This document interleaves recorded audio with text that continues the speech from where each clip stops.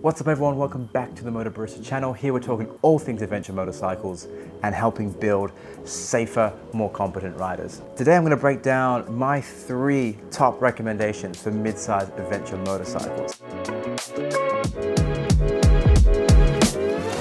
Alright, so the mid-size adventure motorcycle scene is really where things are hot right now. Manufacturers seem to be pouring lots of R&D into this segment as it seems to be getting a lot more popular. The idea, of course, with a mid-size adventure bike is something that can have lots of fun off-road and lots of fun on-road as well. It's trying to find that ever impossible unicorn motorcycle. Now, I would class a mid-size adventure motorcycle as a motorcycle with a minimum of 2 cylinders and ranging from 600 to maybe 1000 cc in displacement. Now, this is obviously always going to be moving as bikes develop and emission laws are changed, but for me, that's kind of where I see that mid-size market right now. Now, this isn't going to be one of those videos where I list off every single mid-size adventure bike and say that they're all fantastic. Instead, I'm going to make the hard decision and choose only 3. And the way I'm going to choose those 3 bikes is simply with 3 different categories. I'm going to give you what I think is the best motorcycle off-road, the best motorcycle on-road, and the best motorcycle for an all-purpose bike. Now, the reason I'm breaking it up like that is because every adventure motorcycle is different and the kind of adventures that we want to take on these bikes are all different as well. For me, I like to spend most of my time out in the dirt. And for others, they like to spend most of the time on the open highway. So breaking it down into 3 categories like this, I think will help potential buyers find the bike that's right for them. So without further ado, let's kick things off with the most obvious category, the off-road category. As I said, this is the category that I sit myself in, and it's no doubt that my recommendation for the best mid-size adventure motorcycle for off-road use is the KTM 790 or 890 variant.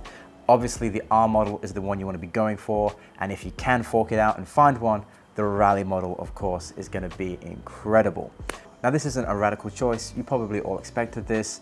It is no doubt that the KTM is performing best off-road in this segment. With its class-leading suspension, its low center of gravity, its incredible electronics, particularly in the rally mode, allowing you to fine adjust your traction control as you're riding on the trail, it's no doubt that this bike was really built for off-road riders in mind, first and foremost. Now, the downside, of course, with this bike is that it's probably the most uncomfortable in its class for the on-road portion.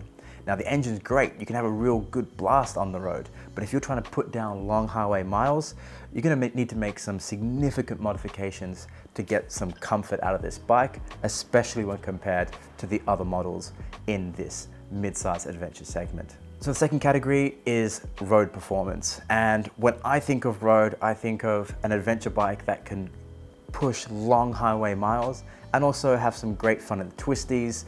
But of course, it's still going to need to be able to do some gravel roads. For me, this bike has to be the BMW F850 GS Adventure. Now, this bike is a behemoth. It is massive. It's thick, just like its older brother, the 1250 GSA, and it offers so much comfort and wind protection when pushing those big miles. I rode this bike last year and I've never been on a bike that has offered so much wind protection out at highway speeds. It's so comfortable. Now, of course, you're gonna pay the price both in terms of the financial layout for this bike. It is the most expensive bike in the class by far. And of course, it's not gonna be the best in the dirt. In fact, I really found it hard to ride this bike off-road for my technique and style off-road because the suspension is just so mushy and pillowy. It really is very, very soft, and it doesn't give that feedback that you want for more technical and challenging terrain.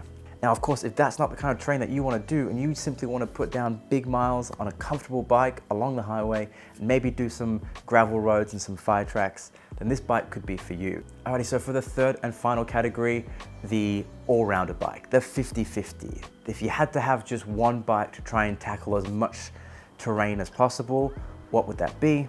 For me, I'd be recommending the Triumph Tiger 900 Rally. Triumph have done a really good job with creating an all-rounder package. The new 900 engine offers a little bit more torque, which really helps with traction when you're off-road. And with its upgraded suspension, it really does do well in the off-road setting, even when things start to get a little bit more technical. Of course, it's going to be nowhere near the level of the KTM's performance off-road, but it still is going to offer a lot of performance for the average rider. It also has great comfort for the long highway miles with a good windscreen and a higher fuel tank. And in classic Triumph style, it really delivers in value when it comes to its electronics package.